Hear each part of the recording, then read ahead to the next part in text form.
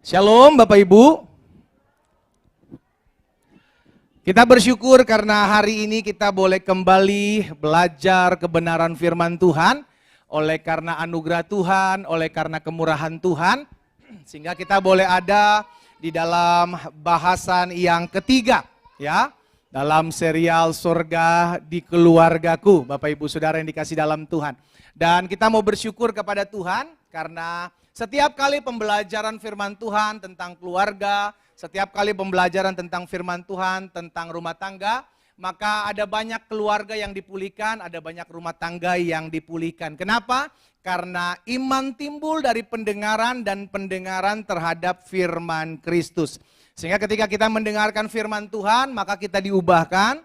Ketika kita mendengarkan firman Tuhan, maka dapat kita rema dan kita menjadi pribadi-pribadi yang kuat untuk menjadi pelaku firman Tuhan. Ya, puji Tuhan. Nah Bapak Ibu Saudara yang dikasih dalam Tuhan, di bahasan yang ketiga, dalam khotbah serial saya Surga di Keluargaku, dalam bahasan yang ketiga saya mau angkat tentang perbedaan. Ya, kenapa perbedaan? Karena seringkali dalam perbedaan rumah tangga ricuh. Seringkali dalam perbedaan rumah tangga ribut. Lalu sebagian kita mulai berkata, lalu kalau begitu bagaimana dengan perbedaan? Apakah harus ditiadakan? Apakah harus dihindari? No. Cara menyikapi perbedaan yang harus benar. Karena biar bagaimanapun dua pribadi menjadi satu itu tidak mudah. Amin. Dua pribadi yakni suami dan istri disatukan itu tidak gampang. Suami memiliki latar belakang yang berbeda, istri memiliki latar belakang yang berbeda. Suami pendidikannya berbeda, istri pendidikannya berbeda. Kebiasaan-kebiasaan suami berbeda dan kebiasaan-kebiasaan istri juga pasti tidak sama dengan kebiasaan suami. Dan tiba-tiba mereka disatukan. Tiap pagi ketemu dia, mau tidur ketemu dia, 4L, lu lagi, lu lagi. Itu yang terjadi. Sehingga tidak sedikit kalau kita lihat, saudara yang dikasih dalam Tuhan, ketika ada perselisihan, ketika ada pertikaian dikarenakan oleh perbedaan ini, mereka gampang sekali bilang, kami sudah gak cocok. Kita pisah aja. Kami sudah tidak sejalan pendeta, kita pisah saja. Apakah itu solusinya? Tidak.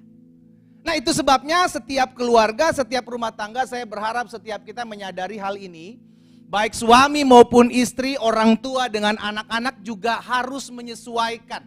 Bukan meniadakan perbedaan tetapi menyesuaikan. Sama-sama bilang sama saya penyesuaian. Kejadian pasal yang pertama,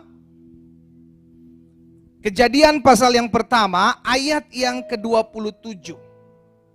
By the way, ini minggu ketiga, Bapak Ibu, berarti minggu depan adalah minggu terakhir. Seperti sudah biasa kita lakukan, minggu terakhir kita akan ada botram bersama-sama ya. Jadi minggu ini minggu ketiga, minggu depan, minggu terakhir ada botram. Ya teman-teman, jemaat-jemaat Tuhan yang tidak hadir hari ini, tolong diinfokan juga.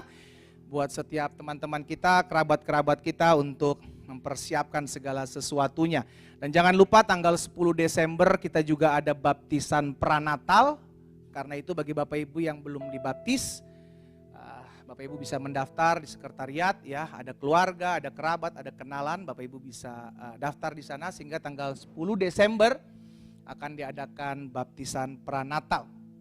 Dan juga kita akan adakan Natal di Lapas Wanita Sukamiskin. Jadi seperti yang Bapak Ibu sudah ketahui bahwa gereja kita dapatkan kesempatan sebulan sekali untuk melayani di Lapas Wanita Sukamiskin. Dan kita mendapatkan jatah tanggal 7 Desember. Tanggal 7 Desember jam 9 pagi untuk membuat Natal di Lapas Wanita Sukamiskin.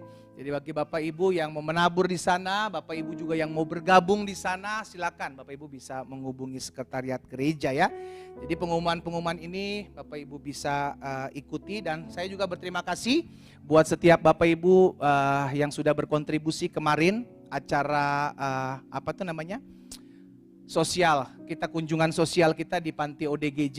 Dan terima kasih buat setiap Bapak Ibu yang sudah berkontribusi. Terima kasih juga buat setiap jemaat Tuhan yang mengikuti secara online yang juga sudah berkontribusi ya. Puji Tuhan, kita ada untuk menjadi berkat buat orang-orang yang memerlukannya. Nah, Kejadian pasal yang pertama ayat yang ke-27. Maka Allah menciptakan manusia itu menurut gambarnya. Menurut gambar Allah diciptakannya dia, laki-laki dan perempuan diciptakannya mereka. Jadi Tuhan gak ciptakan satu jenis, tapi Tuhan ciptakan dua. Tetapi yang dua ini nanti akan dipersatukan. Gampang? Enggak. Mudah? Tidak. Tetapi kalau Tuhan bilang bisa, maka sebenarnya bisa. Sama-sama bilang sama saya, sebenarnya bisa. Itu sebabnya Tuhan bilang, Allah menciptakan manusia itu menurut gambarnya, menurut gambar Allah diciptakannya dia, laki-laki dan perempuan diciptakannya mereka. Sekarang Kejadian 2 ayat 24. Masih dalam Kejadian pasal 2 ayat 24. Coba perhatikan di sana. Sebab itu seorang laki-laki akan meninggalkan ayahnya dan ibunya dan bersatu dengan istrinya. Ya, lihat dari dua menjadi satu. Laki-laki akan pergi meninggalkan papa mamanya dan bersatu dengan istrinya. Dua menjadi satu. Sesuai dengan apa yang sudah diciptakan Tuhan. Laki-laki dan perempuan diciptakannya lah mereka. Laki-laki akan meninggalkan ayah ibunya dan bersatu dengan wanita ini. Dua menjadi satu. Sebab itu seorang laki-laki akan meninggalkan ayah dan ibunya dan bersatu dengan istrinya. Sehingga apa saudara? Keduanya, lihat, keduanya. Dua ini menjadi satu daging. Ini tidak gampang. Karena tadi saya dari awal katakan semua memiliki latar belakang yang berbeda. Memiliki kebiasaan yang berbeda. Itu sebabnya keindahan, perbedaan atau gap ini bisa menjadi perpecahan, tetapi di sisi lain juga bisa menjadi suatu keindahan. Loh, bagaimana pendeta perbedaan bisa menjadi suatu keindahan? Nah, makanya kita akan belajar sama-sama. Semua ditentukan oleh Bapak Ibu Saudara dan saya. Kita bisa menjadikan perbedaan itu sumber perpecahan, tetapi di sisi lain kita bisa menjadikan perbedaan itu sumber kekuatan. Kita ada di mana? Kalau kita hanya melihat kekurangan pasangan kita hanya melihat kamu gak sama dengan saya, kamu gak sama dengan apa yang orang tua saya didik, itu akan pecah, itu akan ribut, itu akan bertengkar. Dan terus menerus akan terjadi seperti itu. Kenapa? Karena karakter istri, karakter suami tidak mungkin disatukan, gak bisa. Caranya bagaimana? Cara pandang inilah, cara menyikapi inilah yang nantinya akan membuka wawasan kita. Oh, ternyata perbedaan itu sebenarnya gak perlu dihilangkan. Perbedaan itu gak perlu disatukan. Jalani saja perbedaan. Hanya, kita akan lihat sama-sama nanti ya. Matius 19 ayat yang keempat. Ini dulu kita baca, ini juga perkataan Tuhan Yesus. Dalam Matius pasal 19 ayat 4. Tidakkah kamu baca bahwa Ia yang menciptakan manusia sejak semula menjadikan mereka laki-laki dan perempuan. 3 ayat ini saya bagikan Bapak Ibu supaya kita tahu bahwa memang Tuhan ciptakan dua jenis. Kenapa sih Tuhan gak ciptakan satu jenis biar gak gampang gitu? Biar gampang gitu, biar mudah. Bapak Ibu bisa bayangkan kalau semua muka di muka bumi ini sama. Kita gak bisa membedakan mana istri saya. Tang ting tung, tang tung, tang tung. Ah, ini istri saya. Gak bisa. Kalau mukanya, itu sebabnya semua muka dibuat berbeda. Karena perbedaan bukan dijadikan bahan untuk menghancurkan, tetapi dijadikan supaya kita menyadari, oh pasangan saya berbeda, but it's okay. Karena kita menyadari pasangan saya berbeda, saya harus topang dia, saya harus kuatkan dia, supaya dia bisa juga menjalani hidup bersama-sama dengan saya. Ini penting, ya, supaya kita menyadari bahwa dalam sebuah pernikahan, bukan bagaimana menghindari sebuah perbedaan, dalam keluarga bukan bagaimana meniadakan sebuah perbedaan, tetapi bagaimana saya menyikapi sebuah perbedaan itu sehingga menjadi sebuah keindahan. Yang pertama, bagaimana menyikapi sebuah perbedaan? Karena ingat ya, cara kita menyikapi, itu yang akan menentukan perbedaan itu menjadi perpecahan atau perbedaan itu menjadi sesuatu yang membuat rumah tangga saya indah. Kita yang memutuskan. Cara menyikapi. Cara menyikapi yang pertama sebuah perbedaan. Ingat, perbedaan tidak perlu dihindari, perbedaan tidak perlu dihilangkan, tetapi perbedaan harus dihadapi. Sama-sama bilang sama saya, hadapi. Ada banyak orang pengen menghindar dari perbedaan. Gak bisa. Lu menikah sama dia dan lu akan terus-menerus seumur hidup sama dia. Kalau you menghindari perbedaan itu, you menghindari dia sebagai suamimu, you menghindari dia sebagai istrimu. Dan itu tidak mungkin. Itu sebabnya kita harus terima dia dengan segala perbedaan, dengan segala kekurangan, dengan segala keterbatasan. Terima, itu yang harus dihadapi. Bukan dihindari. Karena gini, kalau kita berusaha menghindari perbedaan itu, kita tidak akan pernah bisa dibentuk, kita tidak akan pernah bisa diproses, dan kita tidak akan pernah bisa mengalami kedewasaan. Besi menajamkan besi, manusia menajamkan sesama. Dari mana seorang suami, dari mana seorang istri ditajamkan? Melalui pasanganmu. Melalui pasanganmu engkau dikikis. Melalui mulut istrimu engkau dibuat sabar. Melalui kelakuan suamimu engkau dibuat sabar. Melalui pasanganmu. Jadi perbedaan itu bukan untuk dihindari, tetapi untuk dihadapi. Jangan lari dari perbedaan. Engkau sama aja kayak lari dari masalah. Hello, masalah bukan untuk dihindari, masalah untuk hadapi. Jangan lari dari masalah, Pak. Bu, jangan lari dari masalah. Engkau tidak akan pernah bisa lari dari masalah. Justru engkau harus hadapi masalah. Engkau hadapi masalah, engkau dapatkan hikmat, engkau akan menyelesaikan masalahmu. Tetapi ketika engkau lari dari masalah, engkau akan bertemu lagi dengan masalah yang sama. Ketemu lagi dengan masalah yang sama. Ketemu lagi dengan masalah yang sama. Akan ribet. Karena itu terus yang akan kita ulang. Istilahnya kalau kita belajar nih, kita hair di matematika, kita nggak mungkin ujian lagi di bahasa Inggris Bapak Ibu. Kita akan ujian lagi di mana? Ya di matematika, karena you hairnya di matematika gitu loh. Akan ujiannya di situ lagi, akan ujiannya di situ lagi. You jatuh di mana, you gagal di mana, itu akan diuji terus. Nah perbedaan ini kalau kita sikapi dengan benar, caranya bagaimana? Jangan dihindari. Tetapi dihadapi. Nah suami istri yang menghindari perbedaan tidak akan pernah bisa berjalan lama. Sayang ada perbedaan nih, kamu adalah tipe orang yang kalau habis makan langsung cuci piring. Saya nggak bisa, saya terbiasa taruh aja begitu. Nanti cucinya seminggu sekali kalau udah tumpuk penuh. Saya bilang jangan begitu dong sayang. Oke jadi gimana cari jalan keluar, cari solusinya bagaimana. Udah setengah-setengah, deal, sah, tanda tangan. Cari jalan keluarnya. Bukan untuk dihindari. Yang satu tetap nyuci, yang satu tetap membiarin aja begitu. Nggak dibentuk keluarga kayak gitu. Gak dibentuk rumah tangga. Yang akhirnya yang rajin sakit hati sama yang gak rajin. Yang gak rajin ini sakit hati sama omongan yang rajin. Sama-sama luka. Sama-sama kecewa, sama-sama sakit hati. Dampaknya seperti itu. Yang satu biasa habis dari luar, masuk ke rumah, rapihin sepatunya, ditata rapi.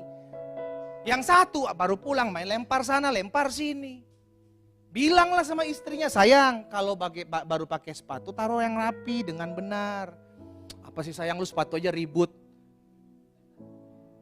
Bukan soal ributnya sayang, tetapi kita mesti rapi. Berbeda kan? Berbeda. Terus masa cuma gara-gara sepatu lu cerai? Saya udah gak kuat pendeta.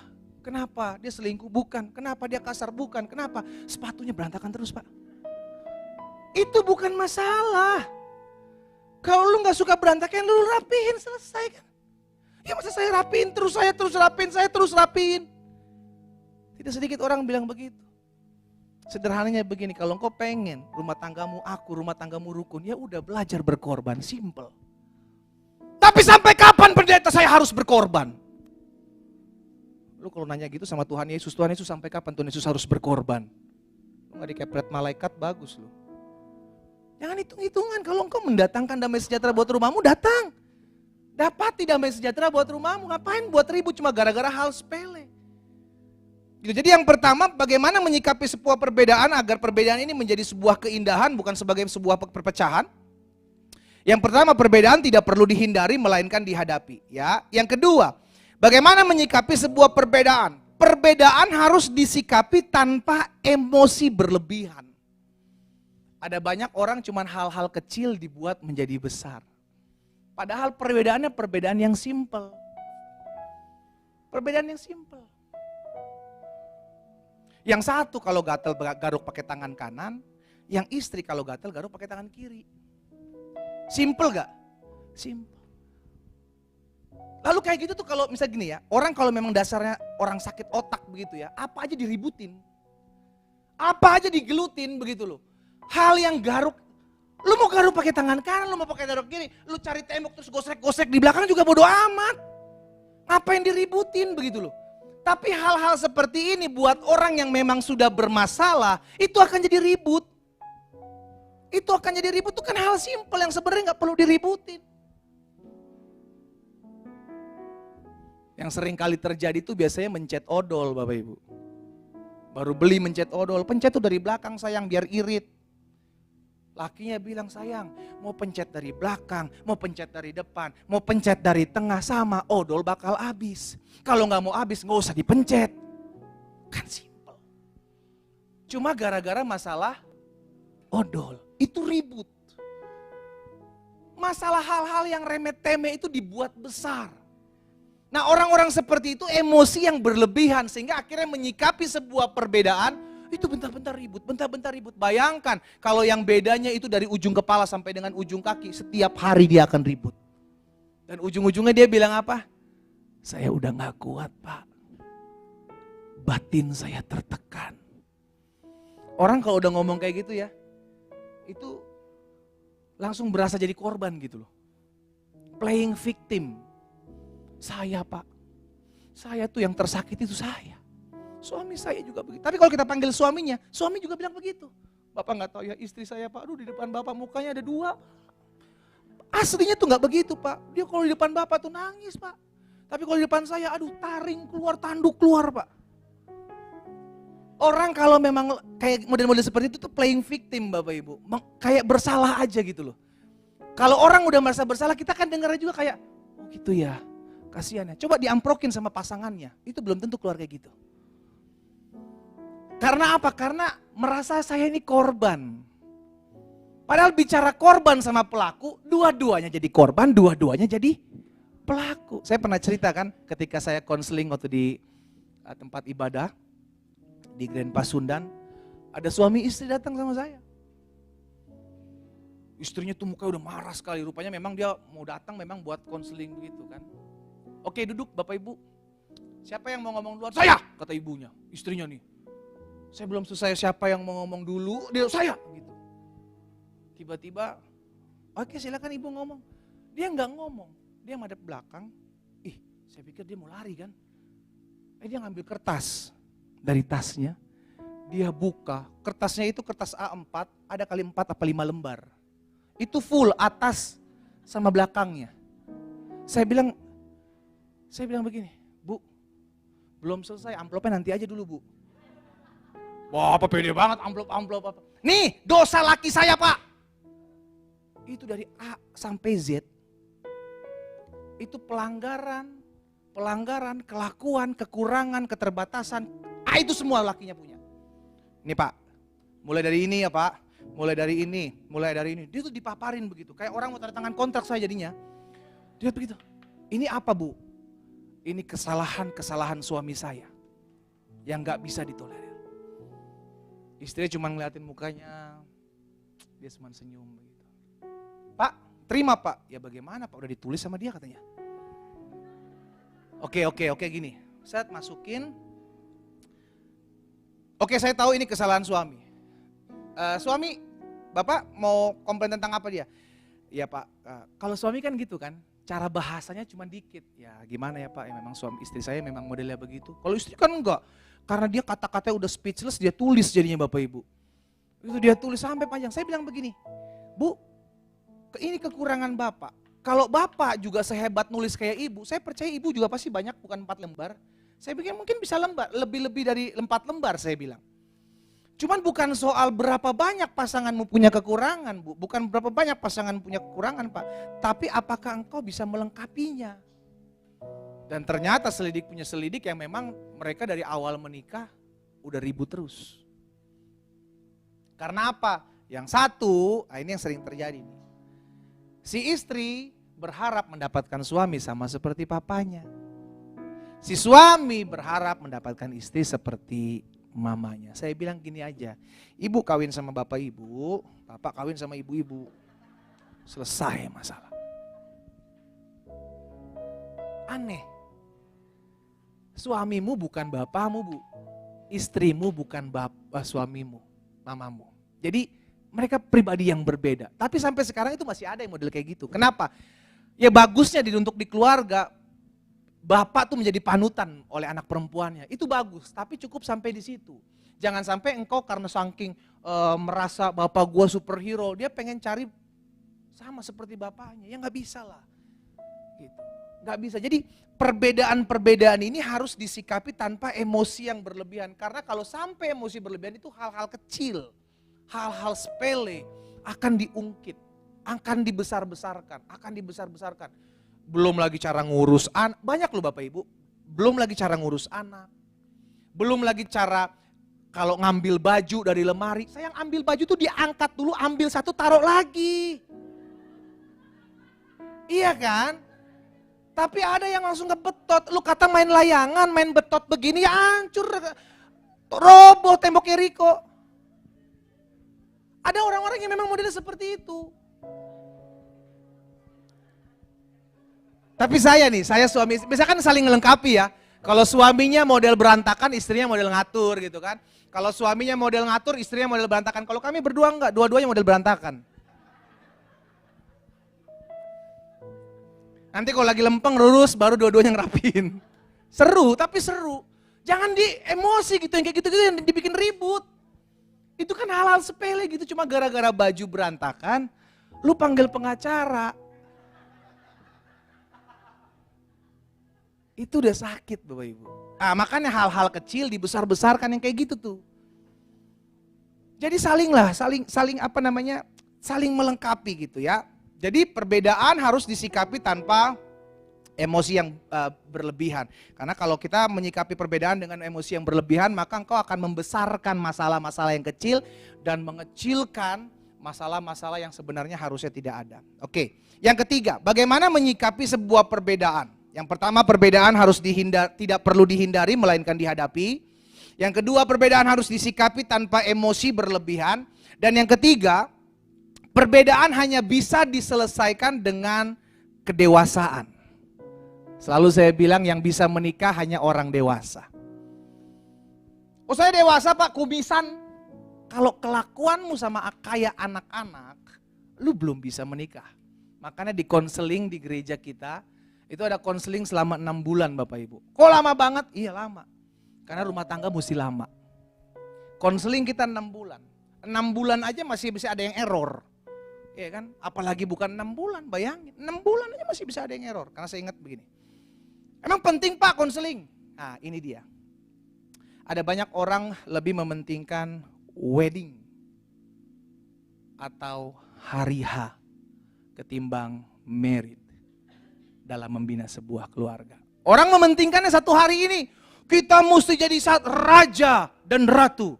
Dalam, bayangin, lu harusnya jadi raja dan ratu seumur hidup. Lu minta cuma sehari. Jadilah sesuai dengan imanmu. Hari ini kawin, besok cerai. Raja dan ratu seumur hidup. Harusnya. Saya melayani waktu itu di Manado sama istri.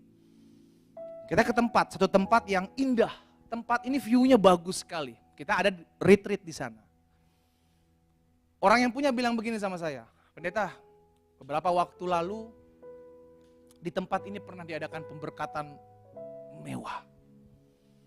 Jadi pendetanya menghadap ke sana, gitu kan, maksudnya menghadap ke pegunungan, si pasangan pengantinnya ngebelakangin pegunungan. Jadi kalau di foto itu view-nya bagus sekali. Dengan mewah, sangat mewah. Tapi Bapak Pendeta tahu, setelah mereka menikah, Itu cuma bertahan seminggu. Seminggu. Mereka mempersiapkan habis ratusan juta. Tapi rumah tangga mereka bertahan cuma seminggu. Bayangkan, Bapak Ibu bisa bayangkan. Yang harusnya fokus kita itu bukan pada wedding. Oke, weddingnya perlu, tapi nggak usah sampai heboh. Nggak usah sampai berlebihan. Tapi bagaimana saya meniti rumah tangga saya untuk dapat bertahan seumur hidup. Membangunnya, itu yang nggak gampang. Tetapi masalahnya masih sampai sekarang itu masih ada orang-orang yang seperti itu. Yang fokusnya cuman, ya udah yang penting kita wedding day-nya ini mantap, luar biasa. Tapi ngejalaninnya bagaimana? Selesai nggak rumah tangganya sampai maut memisahkan? Bayangin kalau misalnya sampai konseling pernikahan dilewati begitu saja, punya apa, pendidikan apa tentang menjalani rumah tangga? Memang praktek pada kenyataannya yang terpenting. Tetapi minimal kita punya pengetahuan tentang bagaimana menyikapi pasangan saya, bagaimana menyikapi kekurangan pasangan saya, dan bagaimana saya menjaga hati terhadap apa yang menjadi kelemahan pasangan saya. Itu kan perlu tahu. Jadi nggak buta-buta amat gitu ngejalanin rumah tangga Bapak Ibu. Nah salah satunya ini menyikapi perbedaan. Jadi yang ketiga, perbedaan hanya bisa diselesaikan dengan kedewasaan. Jadi kalau please nih orang-orang muda yang masih di sini nih, lu belum menikah, cari orang-orang pasanganmu yang dewasa.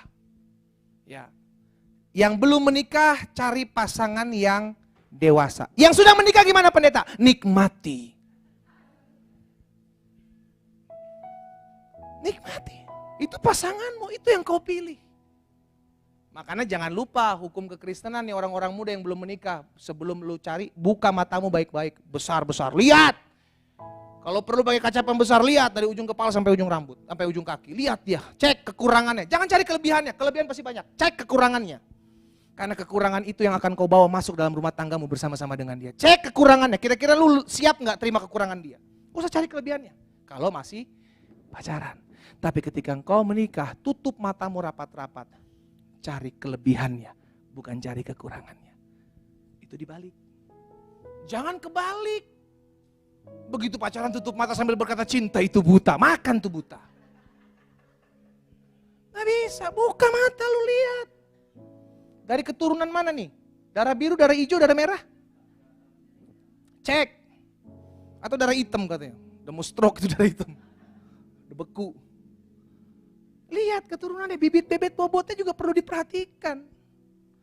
Sehingga akhirnya kita tahu, oh kalau misalnya saya mengambil keputusan untuk menikah dengan dia, dia orangnya dewasa dalam menyikapi setiap masalah, dia bisa tenang. Cari, tapi kalau kita yang sudah menikah, ya udah nikmati. Sekarang tinggal bagaimana saya menghadapi masalah ini dengan cara dewasa. Ingat, dewasa bukan bicara tentang umur, tapi dewasa bicara tentang pengambilan keputusan.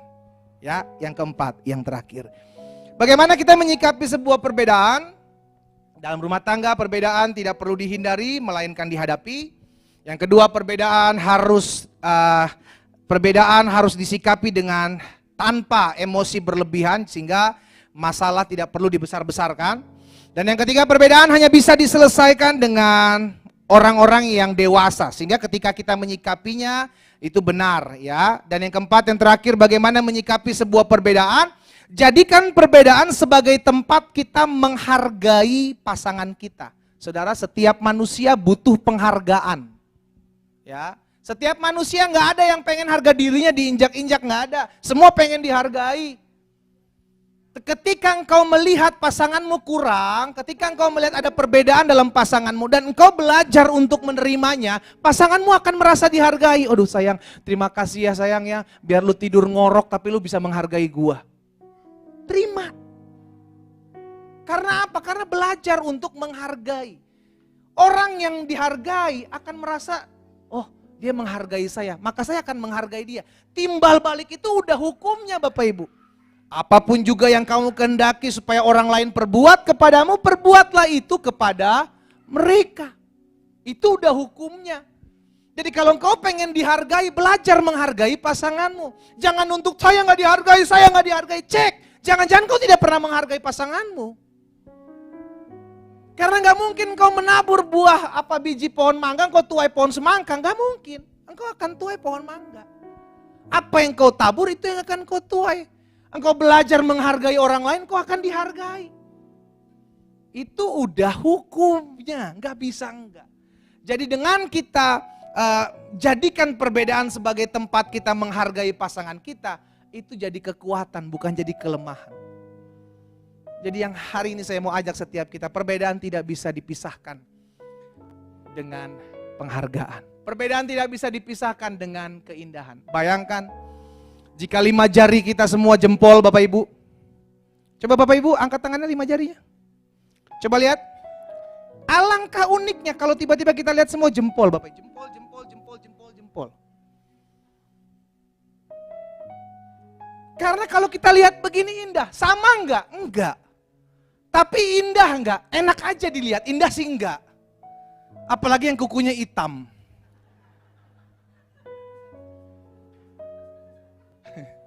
Ada yang Bapak. Itu enak dilihat. Jadi keindahan itu perbedaan itu jangan dihilangkan, jangan ditiadakan, jangan jalani aja. Ada kelingking, ada jari manis, ada jari tengah, telunjuk, jempol. Tuhan tuh adil. Bayangkan kalau jari kita jempol semua, lu ngupil pakai apa? Kalau lubang hidung lu gede. Kalau kecil, cuma masuk setengah.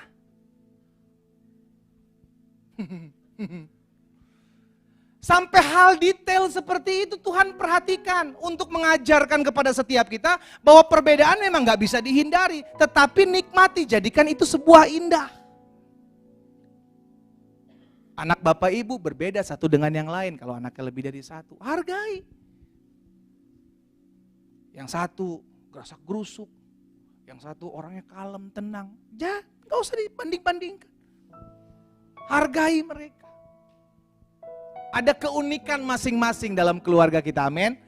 Karena itu perbedaan tidak perlu dihindari. Jangan berusaha menghindari perbedaan. Tetapi jadikan perbedaan itu suatu ajang di mana kita bisa saling mengasihi, kita bisa saling menghargai, kita saling meresponi untuk mengalami berkat-berkat Tuhan.